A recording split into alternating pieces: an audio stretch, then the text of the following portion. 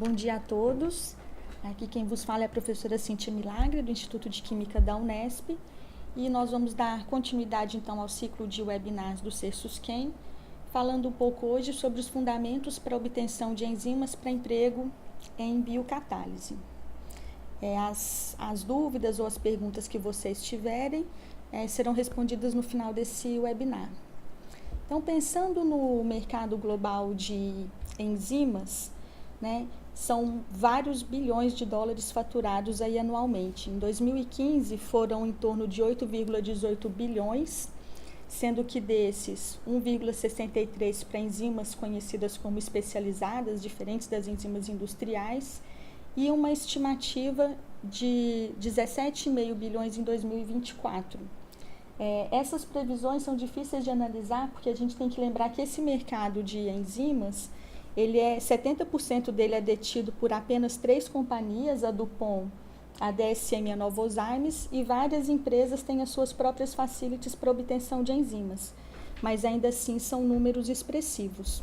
Quando a gente pensa na distribuição de setores, então nós temos a utilização de enzimas. As enzimas conhecidas como para aplicações em biocatálise são em especial aquelas utilizadas no setor farmacêutico, na parte de pesquisas, desenvolvimento em pesquisa em biotecnologia, e na seção na área de diagnósticos. Bom, quando a gente pensa então em uso de enzimas em biocatálise, o que é, só redefinindo a biocatálise, a Bruna comentou no último webinar, mas seria então a utilização de enzimas ou outros catalisadores biológicos. Os outros catalisadores biológicos mais utilizados são os anticorpos e RNA com função enzimática para síntese e produção química e com o atrativo de oferecer uma catálise potencialmente mais seletiva, segura e sustentável do ponto de vista ambiental. Bom, nesse contexto, então, o processo biocatalítico ele engloba algumas etapas. Eu tenho que primeiro pensar qual é o produto que me interessa, definir esse processo de forma sustentável. Então, hoje em dia não é possível mais a gente pensar num processo sem sustentabilidade ambiental e a sustentabilidade econômica também, se a gente vai pensar do ponto de vista de aplicações. Uma vez então que o processo foi definido, a primeira etapa é a seleção do biocatalisador. E aí começam a surgir as primeiras questões. Esse biocatalisador vai ser utilizado na forma de enzimas isoladas ou na forma de células íntegras. Uma vez que o biocatalisador tenha sido isolado, em geral, ele passa por etapas de evolução, combinando então a parte de engenharia genética e os ensaios de alta eficiência. O biocatalisador, então, tendo sido evoluído, começa-se a pensar, então, na parte de aplicação. Será que essa enzima ela é estável o suficiente para as condições operacionais nas quais elas serão utilizadas?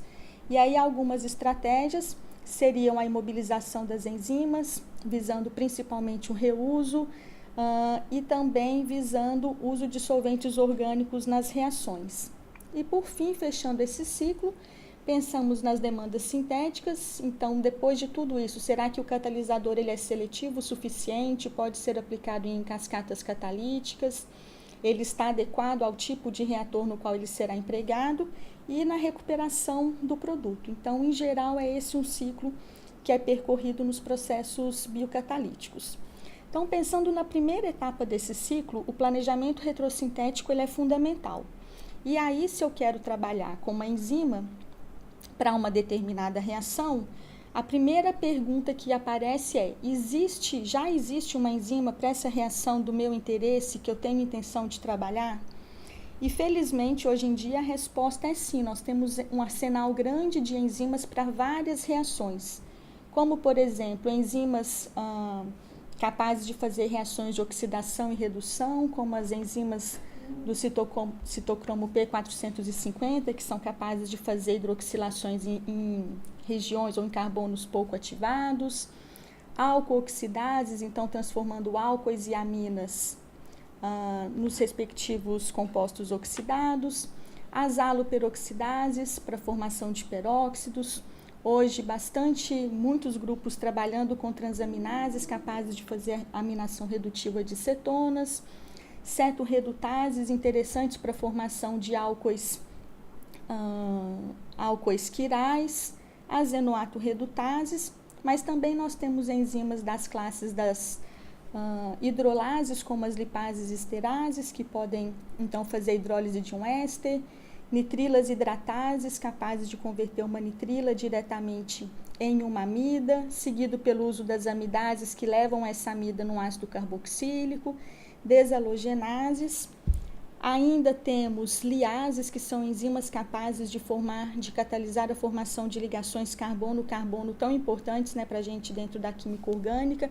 Hoje em dia, várias aldolases já são bastante empregadas, cianohidrinas liases, enfim. Então, que no passado era bastante restrito o uso de variedade de enzimas, hoje em dia nós já temos um arsenal bastante interessante do ponto de vista de análises retrosintéticas dentro da química orgânica. Bom, se eu sei então que já tem uma enzima para esse meu processo, a próxima questão é qual tipo de biocatalisador eu vou trabalhar. Então, essas enzimas serão enzimas de fontes microbianas, animais, vegetais. Se forem microbianas, eu vou trabalhar com fungos, leveduras, bactérias. Muitas perguntas para responder, né? Esses micro-organismos serão cepas geneticamente modificadas? As cepas selvagens são suficientemente ativas? Preciso fazer a purificação, trabalhar com as enzimas puras ou semipuras? Posso trabalhar com extrato enzimático?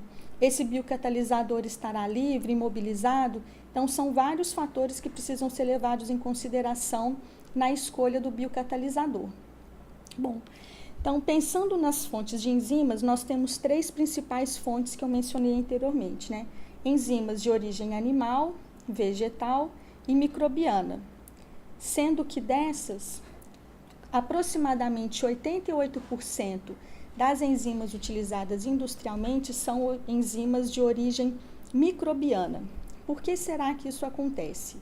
Se a gente for fazer um comparativo entre enzimas microbianas versus as animais e vegetais, as microbianas, em geral, são mais baratas de se produzir. Essa produção é mais previsível, facilmente controlável, né? Pensando nos fornecedores e na composição dessas enzimas, elas são mais regulares, mais facilmente obtidas, e nós não temos tantos problemas como acontece no caso de tecidos animais e vegetais, que em geral contêm materiais potencialmente mais perigosos que os materiais microbianos, como os compostos fenólicos de plantas, enzimas endógenas, inibidores de proteases, que podem afetar de alguma forma a nossa reação. Bom, enfim, então aí nós entramos agora nessas fontes de biocatalisadores. Vamos focar daqui para frente nas enzimas de origem microbiana e deixar um pouco de lado as enzimas de origem vegetal e animal. As enzimas microbianas, nós temos 2 grandes fontes. Eu posso adquirir comercialmente uma enzima ou eu posso trabalhar com coleções de culturas microbianas. Cada uma dessas opções tem as suas vantagens e desvantagens. As enzimas que são disponíveis comercialmente, aqui eu coloco uma lista de algumas empresas. Essa lista não é exaustiva e nem tem a intenção de fazer propaganda de nenhuma delas, mas para a gente saber que existem atualmente várias empresas comercializando enzimas, sejam na forma de kits, como esse que está ilustrado aqui, onde nós podemos fazer uma triagem prévia dessas enzimas e depois comprar numa quantidade maior aquela enzima que deu o melhor resultado. E lembrando que nós temos mais que 50 classes diferentes de enzimas disponíveis para diferentes reações orgânicas. Então, é bastante interessante, é importante a gente se dar conta disso aí. Bom, em relação às culturas microbianas, nós temos culturas microbianas comerciais, e aqui destacando para as 2 coleções que nós temos no Brasil, a Coleção Brasileira de Micro-Organismos de Ambiente e Indústria, o CBMAI, e a Coleção de Culturas Tropical, gerenciada pela Fundação André Tozelo, ambas em Campinas. Então, você pode facilmente adquirir essas culturas, sejam na forma de micro-organismos, células liofilizadas ou os islantes e fazer a manutenção desses micro-organismos no próprio laboratório para a obtenção das enzimas. Outra opção seria partir para a biodiversidade natural, lembrando, né, que nós estamos no Brasil, onde há uma grande biodiversidade, uma grande riqueza, com potencial para a descoberta de novas enzimas ou enzimas mais ativas e que ainda não foram encontradas. E aí, então, trabalha-se com coleções de culturas microbianas particulares com a produção de enzimas in-house. Então, seriam essas as nossas opções.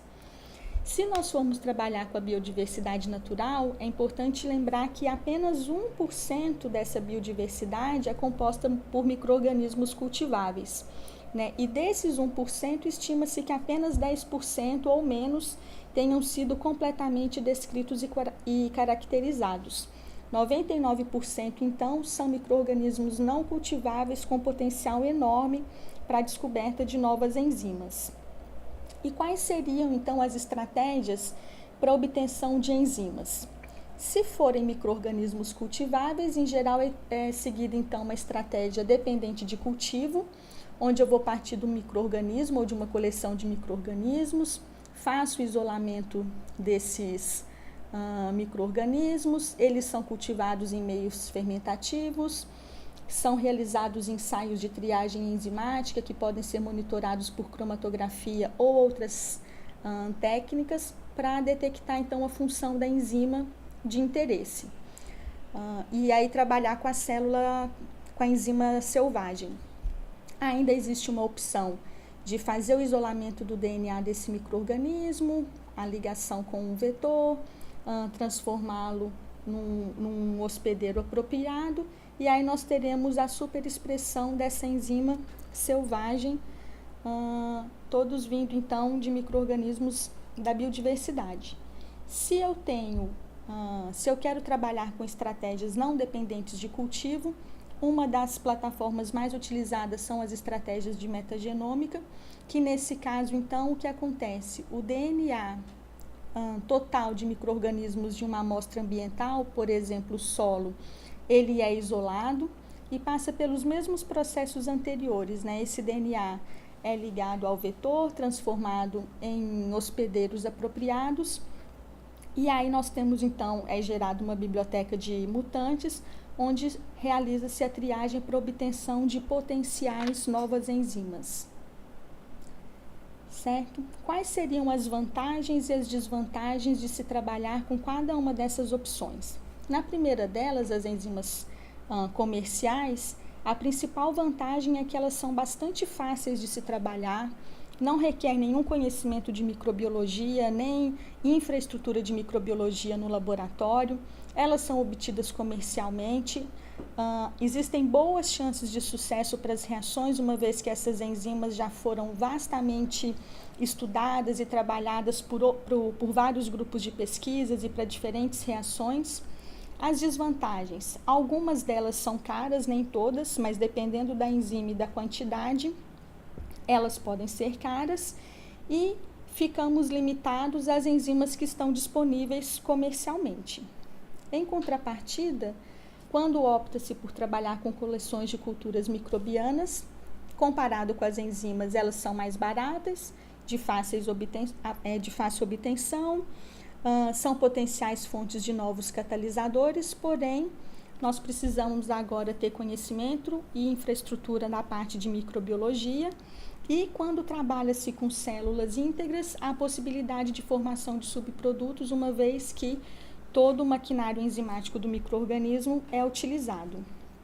E por fim, nós temos as enzimas produzidas in-house, né? Vantagens. A gente, em geral, quando produz as próprias enzimas, nós detemos grande conhecimento da sequência enzimática e principalmente se depois for necessário alguma estratégia de evolução, isso é bastante importante, e tem-se a liberdade de produzir a enzima de interesse. As desvantagens ou as limitações seriam a necessidade de conhecimentos de microbiologia e da parte de biologia molecular, e é um pouco mais difícil escolher a enzima desejada dentre as várias sequências obtidas, uma vez que elas são de um número muito grande.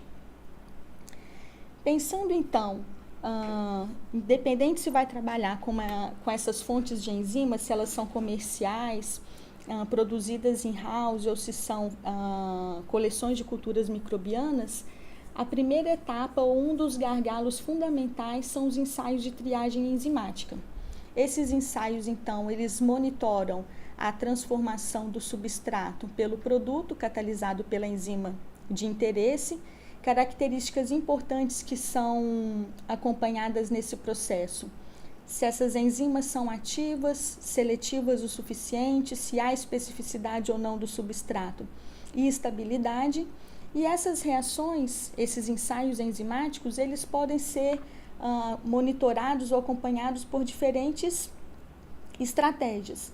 Então, se a minha reação ela é endotérmica ou exotérmica suficiente, a gente pode monitorar então essas variações de temperatura através de calorimetria, medir variações na turbidez, os métodos cromatográficos que podem ser um pouco mais demorados, mas que dão respostas mais precisas, e as variações espectrais, técnicas de UV-Vis, fluorescência, infravermelho RMN, os sensores eletroquímicos e até mesmo o monitoramento do crescimento microbiano é utilizado nos ensaios de triagem enzimática. Esses ensaios de triagem enzimática, eles precisam ser bastante robustos e dar uma resposta relativamente rápida. Existem várias estratégias, eu vou apresentar aqui para vocês uma delas, que seria uma estratégia baseada em hierarquia, começando por uma etapa de identificação qualitativa dessa enzima. Então, trazendo um exemplo aqui para vocês, ensaios enzimáticos a enzima de interesse são lipases, por exemplo, poderia começar então com ensaios em placas de Petri. Essas placas, o agar enriquecido com azeite de oliva e rodamina, e sabe-se que quando os ésteres são hidrolisados, esses ácidos graxos liberados no meio, eles interagem com a rodamina, formam complexos fluorescentes e os hits positivos, então, podem ser selecionados nesse primeiro ensaio, que só dá uma resposta do tipo sim ou não, uma resposta binária, e ele é meramente qualitativo. Bom, uma vez que esses hits foram selecionados, pode-se seguir com uma segunda etapa agora semi-quantitativa, passando para placas de 96 poços, em formato miniaturizado, e ainda então seguindo nessa busca por lipases. Nesse exemplo, o uso de sondas fluorogênicas tem sido bastante utilizado. Aqui no Brasil nós temos o grupo da professora Anita Marçaioli, pioneiro no desenvolvimento desses ensaios. Então aqui, por exemplo, 3 sondas fluorogênicas foram utilizadas, com diferentes grupos R aqui na cadeia desse éster. Se houver a presença de uma lipase ou uma esterase, haverá então a hidrólise do éster. Esse composto 2 formado sofre uma oxidação com o periodato de sódio, e na presença de BSA em pH maior que 7 há uma reação de beta-eliminação, liberando o ânion umbeliferona, que é fluorescente, apresenta fluorescência azul.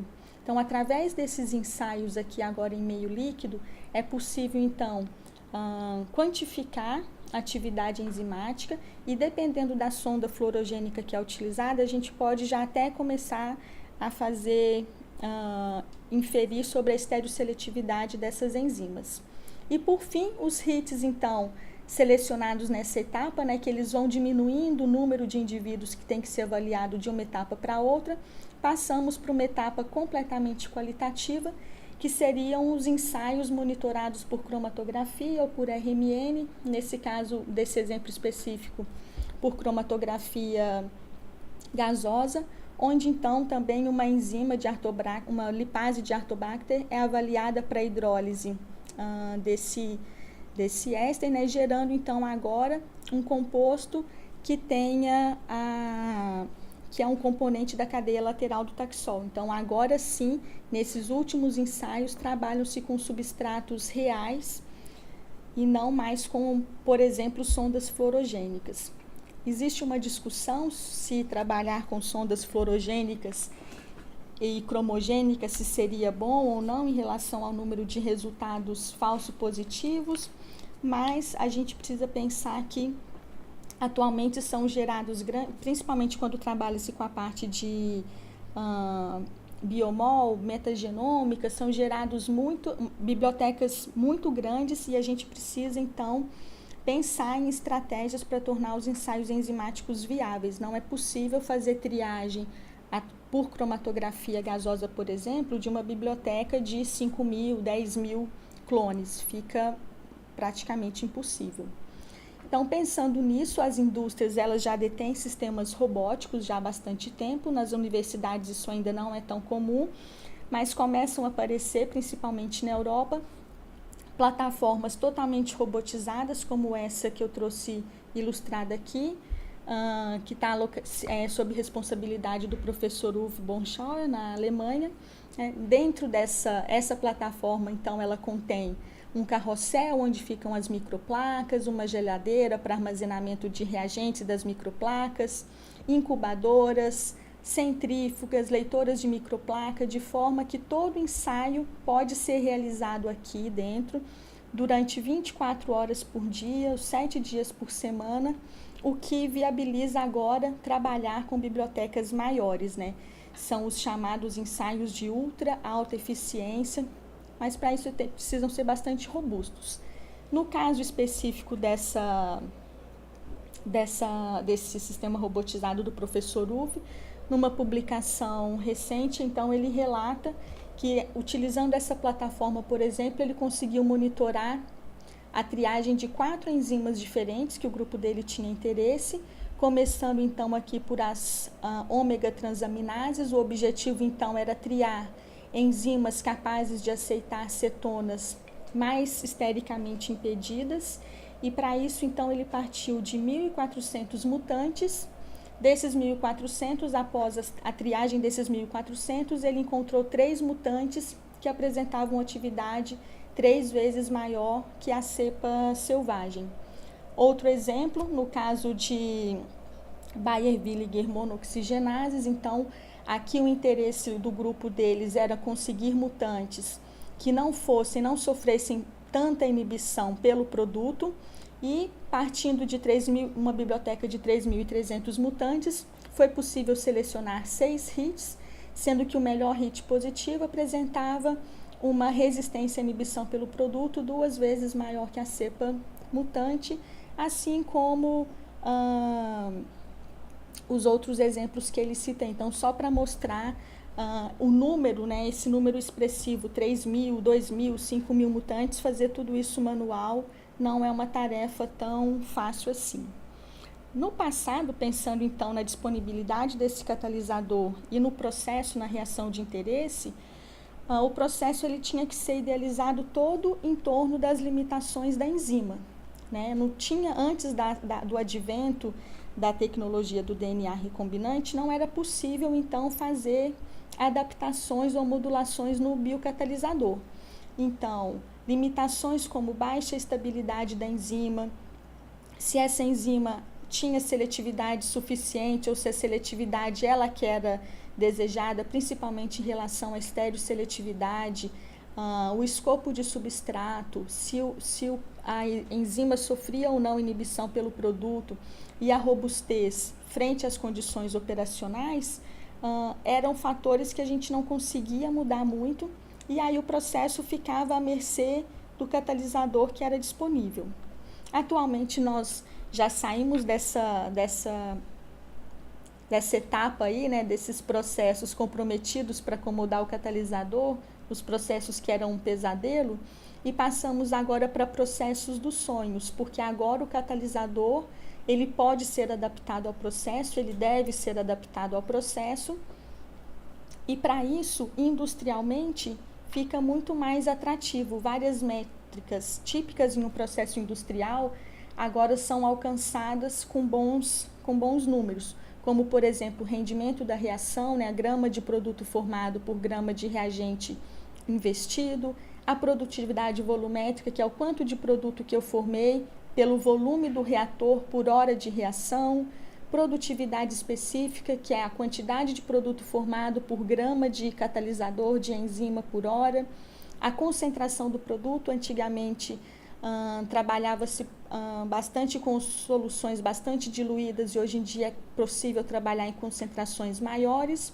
E o rendimento enzimático, que é muito importante, quanto de biocatalisador é necessário para produzir uma determinada quantidade de produtos.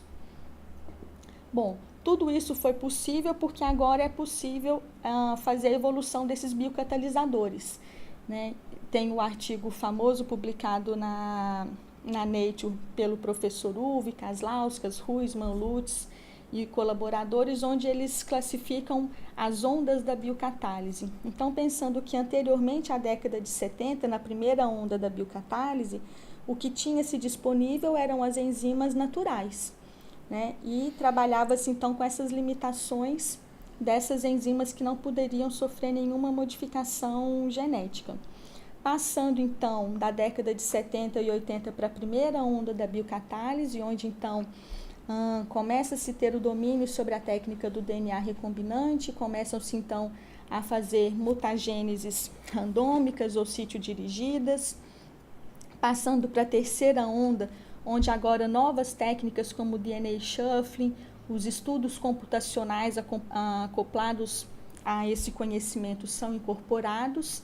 E agora fala-se já, né, nós estamos agora aqui na transição entre a terceira onda da biocatálise, já chegando nessa quarta onda da biocatálise, que é o futuro.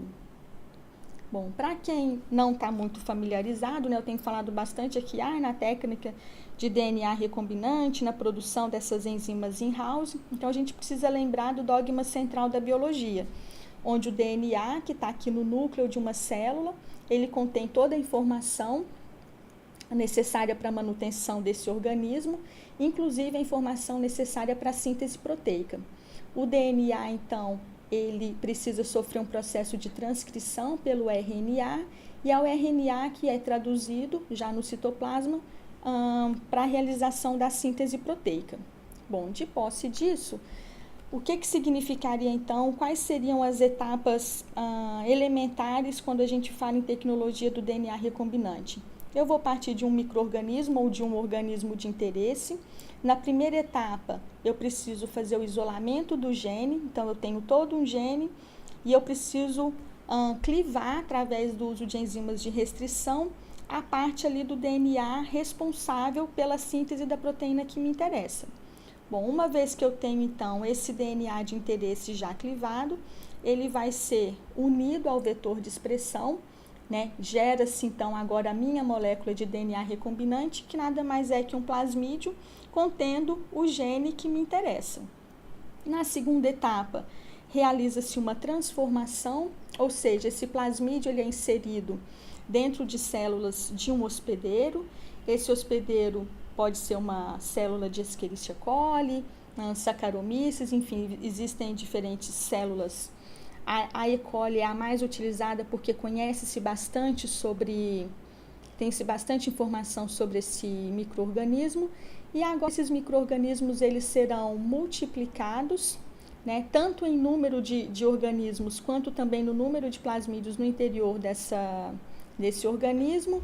Uma vez que gera-se essa biblioteca de clones, eles precisam então ser triados, ser avaliados.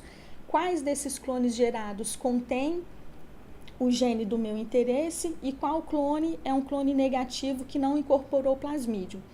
Faz-se então a separação desses clones de interesse e segue-se então para a última etapa, que seria a superexpressão do gene para a produção da proteína ou da enzima, no nosso caso, em quantidade suficiente para trabalhar, seja em escala laboratorial ou mesmo em escala industrial.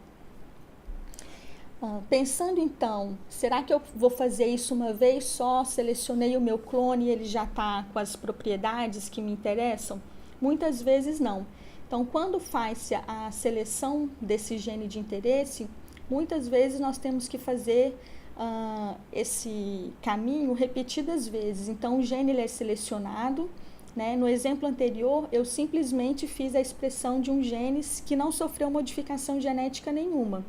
Mas pode ser, ou na maioria das vezes, é necessário que haja alguma diversificação genética, por mutagênese randômica ou sítio dirigida, Então, faz-se uma diversificação genética, gera-se uma biblioteca de genes mutantes, esses genes são expressos, gerando agora uma biblioteca de proteínas mutantes. Esses mutantes, esses clones, eles são triados por processos mesmo, avaliados por processos de triagem ou de seleção. E aí eu tenho que analisar essas variantes que foram selecionadas. Se elas já estiverem com atividade, seletividade, robustez de interesse, ok, eu já tenho a minha enzima evoluída e não tenho e vou já seguir para a próxima etapa de reação com ela. Se ele ainda não está suficientemente bom, esse caminho aqui eu posso fazer vários ciclos até atingir a atividade de interesse. Dentro dessas estratégias, então nós temos as duas estratégias extremas, que seria a evolução dirigida, ou seja, essa mutagênese ela é randômica, né? Quais são as principais técnicas utilizadas para mutagênese randômica? Error-prone PCR, o gene shuffling, como eu tinha falado, permutação circular. Nesse caso, geram-se bibliotecas de mutantes com um número grande de indivíduos. No outro extremo, nós temos já um desenho mais racional, seriam as mutações pontuais. É uma estratégia muito interessante. Qual que é a limitação de trabalhar nesse extremo? Precisa-se ter bastante conhecimento da estrutura da enzima que se deseja trabalhar. Então, preciso ter conhecimento de informações de raio-x ou de RMN, fazer estudos de docagem por modelos de homologia. E nós temos aqui um ponto intermediário entre essas duas opções, né, onde nós podemos combinar as duas estratégias. E aí, por exemplo, o casting seguido de mutagênese sítio dirigida, desenvolvido pelo professor Hetz, é uma opção bastante interessante. E ainda temos aqui, nesse cantinho, o potencial para a construção, o que tem se feito hoje em dia, a construção de novas enzimas capazes de catalisar reações não naturais. Então, novas enzimas completamente desconhecidas da natureza. Quais seriam, então, as grandes diferenças entre a evolução dirigida e a evolução racional, né? Num esquema de evolução dirigida, então, partiu da enzima selvagem, passou por alguma das metodologias disponíveis de mutagênese randômica, e aqui, como eu falei, geram-se grandes bibliotecas de DNA mutante, que são transformados nas células expressas, eles são triados, temos a enzima variante, e pode ser que sejam necessários vários ciclos até chegar no mutante de interesse. Quando nós temos o design racional, o que vai mudar é que nós teremos, então, mutações racionais e pontuais, e com isso geram-se bibliotecas de mutantes menores. Então, a escolha de vou trabalhar com evolução dirigida ou vou utilizar técnicas de design racional, vai depender muito também do que eu disponho, do conhecimento prévio para fazer o design racional, e se eu tenho condições de fazer, se eu tenho ensaios de triagem enzimática robustos e eficientes o suficiente para trabalhar com bibliotecas muito grandes, como é no caso da evolução dirigida. O exemplo que é o mais citado por todos, né, inclusive a Bruna também comentou no seminário, no webinar dela anterior, e que é o exemplo de sucesso na indústria, por isso mesmo ele é sempre citado, é o caso da parceria entre a Merck e a Codexis, que fez então a evolução de um biocatalisador para a produção da sitagliptina, que é o princípio ativo do medicamento Januvia, utilizado na diabetes do tipo 2, que em 2015 teve uma venda estimada em 6 bilhões de dólares e projeções para 2020 para 7,5 bilhões de dólares. Qual era a grande pergunta a ser respondida durante a parte de desenvolvimento desse projeto? O material de partida, essa cetona de partida, em geral, para trabalhar com transaminases, ômega transaminases, elas não aceitam dois grupos volumosos aqui, laterais à cetona. Em geral, precisa-se de um grupo volumoso e o outro grupo ele tem que ter um tamanho menor. Então, a Codexis partiu de uma estratégia onde ela combinou o design em sílico, evolução dirigida, baseado nos requisitos do processo, partiu de uma ômega transaminase, que era a conhecida, a famosa ATA 117 isopropilamina, e que apresentou baixíssima atividade, baixíssima ou quase nenhuma atividade para o substrato de interesse. E aí, depois de aplicar, então, várias estratégias, essas estratégias combinadas que eu mencionei aqui anteriormente, após 11 ciclos de evolução, essa enzima ela incorporou 27 mutações, e aí com isso observou-se um aumento de 75 vezes na atividade enzimática. Em relação ao processo, houve uma intensificação de processo. Essa enzima ela tornou-se mais tolerante para trabalhar nas condições requeridas, tendo um aumento então da concentração de substrato que passou de 2 gramas por litro para 100 gramas por litro, a concentração do doador amino, a isopropilamina, de meio milimol para 1 milimol, o cosolvente, que era o DMSO, que eles tinham um grande problema com a solubilidade do material de partida, que aumentou de 5% para 50%, foi possível trabalhar num pH mais alto, 8,5, em temperaturas de 45 graus. Além disso, eles ainda, depois essa melhor variante, ela foi submetida a estudos de mobilização enzimática, escolheu-se uma matriz, então, que possibilitou o reuso e a operação dessa enzima por 200 horas em solvente orgânico sem perda de atividade. Esse catalisador, então, mostrou-se bastante robusto, formando produto de interesse, com excessos enantioméricos de 99,95% de excesso para o enantiômero R, que era o enantiômero de interesse, e essas alterações levaram a resultados significativos, pensando agora na rota de síntese como um todo e não exclusivamente a essa etapa biocatalítica que está sendo mostrada. E, no final, então, a Merck ela teve um aumento no rendimento global de 10% para 13%, que parece pouco, mas isso em escala industrial é bastante. 53% de aumento na produtividade, 19% na redução de resíduos totais, gerar menos resíduos hoje é uma preocupação muito grande. Houve a eliminação do uso de metais pesados, porque anteriormente essa reação ela era catalisada por ródio. Eliminação dos custos de manufatura. Não foi necessário mais utilizar reatores especializados, porque aqui trabalhava-se a pressões elevadas. E com isso, em 2010, a Codexis recebeu o prêmio Presidential Green Chemistry Award, que é um dos principais prêmios nesse cenário de química verde, de química sustentável, pelo desenvolvimento ou pela evolução deste biocatalisador aplicado nessa síntese. Outros exemplos interessantes de se trazer aqui, pensando então no potencial de modificação de enzimas para aplicação em química orgânica, atualmente então nós temos esses exemplos clássicos de enzimas que foram modificadas para catalisar reações não naturais. Então, agora é possível fazer metástase de olefinas, utilizando estrepavidina com bons rendimentos. Nós temos também aqui a possibilidade de formações silício-carbono por enzimas do complexo do citocromo C, houve um engenheiramento, uma modificação das enzimas lá do complexo do citocromo P450, agora chamadas de P411, que elas são capazes de fazer reações de ciclopropanação, reações de desalogenação, mas por mecanismos radicalares.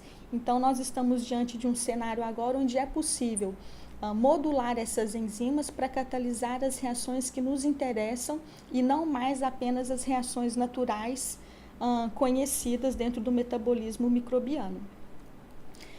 Muito se pergunta sobre qual é a melhor estratégia para fazer a diversificação de biblioteca de mutantes. E nem sempre isso é uma resposta direta. A mutação sítio-dirigida é a melhor que uma outra técnica. Então, aqui tem uma sugestão de um guia, onde faz a primeira pergunta. É o primeiro ciclo de diversificação? Se foi, quando eu digo de diversificação genética, se foi o primeiro ciclo, essa enzima foi completamente caracterizada do ponto de vista estrutural? Se foi, então vale a pena trabalhar a comutação por saturação guiada pela estrutura, nesse caso, ou bibliotecas computacionais focadas, que é gerado um número menor de indivíduos para se trabalhar. Mas se o caso é não é o primeiro ciclo de diversificação, então pode-se considerar estratégias de recombinação. Se a enzima não foi estruturalmente caracterizada, então surge um novo impasse, né? Há alguma informação filogenética disponível? Se sim, pode-se optar por shuffling de família ou design por consenso, ou se não, então eu tenho que pensar nos esforços necessários para os ensaios de seleção ou os ensaios enzimáticos de alta eficiência. Se eu tenho uma robustez não muito alta, se esse esforço vai ser baixo, eu preciso de uma mutagênese focada, porque aí será gerada uma biblioteca menor. Mas se a resposta for não, eu disponho, por exemplo, de plataformas robotizadas, pode-se pensar em mutagênese aleatória. Então, essa seria uma sugestão, mas, porém, é discutido isso aí. Não existem estudos sistemáticos, deixa eu voltar aqui nesse slide, não tem ainda estudos sistemáticos sobre essas diferentes estratégias para poder fazer uma comparação justa. Qual das técnicas é melhor? O grupo do professor Retes vem trabalhando com isso há uns 10 anos, mas para uma enzima específica, mas não há grandes dados da literatura para que nos dê uma resposta bastante confiável. Pensando agora, já caminhando para o fim do nosso webinar, pensando na produção em escala comercial, né? O que tem que se levar em consideração, além da seleção da enzima e do micro-organismos de interesse? As metodologias de produção. Nos laboratórios de biocatálise, a maioria deles trabalha com a parte de fermentação submersa para a produção da enzima, mas existem muitos grupos trabalhando com a parte de fermentação semissólida, então esse aqui é um ponto que tem que ser estudado. Qual processo de fermentação vai levar a uma maior produção da enzima que me interessa? Metodologias para o aumento da produção, então o uso de indutores enzimáticos, meios de cultivos especializados para que essa fermentação induza a produção da enzima de interesse em maior quantidade. Os processos downstream, como é que eu vou recuperar essa enzima do meu caldo fermentativo, e se é para comercialização, qual será a formulação para que essa enzima esteja estável em tempo de prateleira, né? Um tempo adequado. Não dá para ter uma enzima tão instável que não dure, por exemplo, nem 2 meses.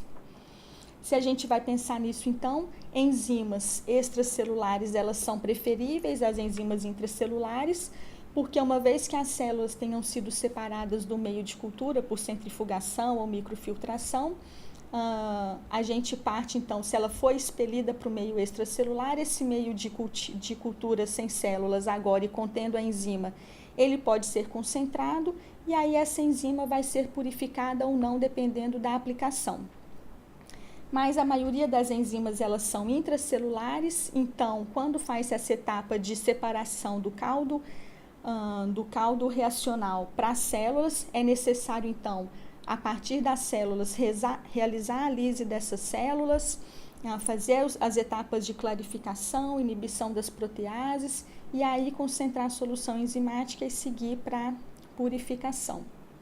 Bom, ainda nós temos que levar em conta aspectos, se é melhor trabalhar com células íntegras ou com as enzimas isoladas. Será que eu então tenho a superexpressão de um gene numa E. coli produzindo uma enzima X, eu vou trabalhar com a célula dessa E. coli, ou é melhor eu seguir com o isolamento da enzima?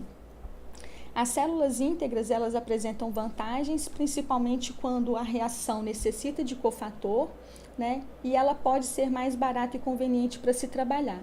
Em contrapartida, em geral, as células, as concentrações de reação são menores, em geral de 1,5 a 5 gramas por litro, e como eu falei anteriormente, poderia haver formação de subprodutos. Enfim, quando opta-se por trabalhar com enzimas isoladas, eu já posso trabalhar em concentrações maiores. Esse processo é mais limpo, mais eficiente, sem formação de subprodutos, mas se é uma reação de óxido-redução, precisa pensar então em sistemas eficientes para reciclagem de cofator, para que isso não onere muito o processo final. Lembrando que se for trabalhar com células íntegras, essas células elas têm que pertencer ao status GRAS, né, que são cepas ou micro-organismos reconhecidamente seguros. Não é possível trabalhar com micro-organismos, com células íntegras, de micro-organismos, por exemplo, patogênicos.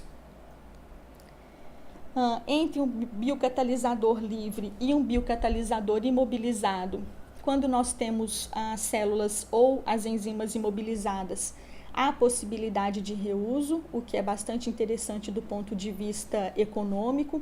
Pode haver aumento da estabilidade, isso não é uma relação direta que se houve uma imobilização há um aumento de estabilidade, mas pode acontecer. É mais fácil, sem dúvida, a separação do catalisador do produto para seguir para as etapas de downstream. Pode facilitar o desenvolvimento de cascatas enzimáticas e o uso de sistemas em fluxo contínuo. A principal desvantagem é que vai acrescentar um custo no processo, pode afetar a atividade ou a seletividade da enzima e a gente tem que pensar nas questões relativas à difusão do substrato para o sítio ativo. Enfim, então pensando nas perspectivas, né, nessa parte de obtenção, do desenvolvimento e obtenção das enzimas para uso em biocatálise, quando opta-se pela engenharia de proteínas, é interessante sempre pensar quais são, lá no comecinho, quais são os requisitos do processo. Né, melhorias nas ferramentas de análise de bioinformática são necessárias ainda, principalmente porque as bibliotecas estão ficando cada vez maiores, então sem bioinformática não é necessário dar o próximo passo.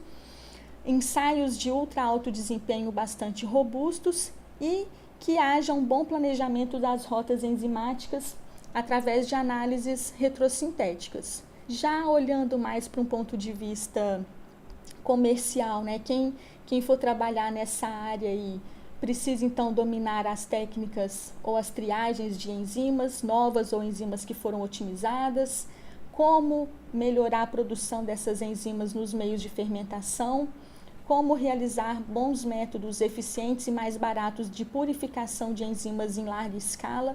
A purificação ainda é uma das etapas que mais agrega custos ao produto final. Quais são as formulações dessas enzimas, as questões com as autoridades regulatórias, né? Cada país tem as suas leis vigentes sobre como trabalhar ou não com esses materiais de fontes biológicas. Enfim, era isso que eu tinha para comentar com vocês. Eu deixo aqui algumas referências que não foram citadas, algumas foram citadas, outras não ao longo do webinar. E agora eu estou à disposição caso alguém tenha alguma dúvida ou algum comentário. Bom, então a professora Arlene fez um comentário aqui que para a discussão final seria interessante aprofundar a questão das sondas. Hoje se fala bastante sobre ensaios label-free que não requerem as sondas. E essa é a tendência. As sondas, elas são boas porque pode-se trabalhar, então, com medidas de fluorescência e você consegue avaliar um grande número de... os ensaios por fluorescência, né, as leituras das microplacas, são mais rápidas quando comparados, por exemplo, com as técnicas cromatográficas. Mas o uso da sonda ele é um gargalo, porque o que acontece? Qual é a questão das sondas? Ela tem uma estrutura, em geral, naquele caso que eu apresentei ali da umbeliferona. Em geral, a estrutura da sonda ela é muito diferente, ou ela pode ser muito diferente da estrutura do substrato real, que é aquele substrato que eu tenho interesse do meu grupo de pesquisa ou de aplicação industrial. Então, o que pode acontecer é você selecionar enzimas ou micro-organismos que tenham bastante atividade e seletividade para aquela estrutura, para aquele arcabouço da sonda, e depois, quando vai empregar o substrato real, aquele HIT que foi previamente selecionado, ele não apresenta atividade. Isso tem sido bastante relatado na literatura. Então, optar por sistemas que sejam livres de sonda, eles são mais eficientes, porque aí realmente você vai estar avaliando se aquele micro-organismo ou aquela enzima ela é capaz de catalisar a reação daquele substrato específico. Mas aí, para isso, eu preciso, então, pensar em gerar... é sempre um compromisso. Se eu tiver bibliotecas muito grandes, se a minha técnica de diversificação genética for uma mutação aleatória, sem sombra de dúvida, serão geradas bibliotecas grandes e aí fica comprometido o uso de sistemas que não sejam com sondas, porque vai desempenhar bastante esforço. A indústria tem usado principalmente cromatografia líquida ou gasosa, e aí então precisam então do desenvolvimento de colunas mais eficientes, métodos eficientes, que a gente faça os ensaios aí num tempo mais curto. Não sei se esclareceu, se foi o suficiente. As sondas são uma opção, mas trabalhar com substrato real ainda é a melhor opção. Bom, então, se não há mais nenhuma dúvida, obrigado pela atenção de todos. Espero encontrá-los em breve.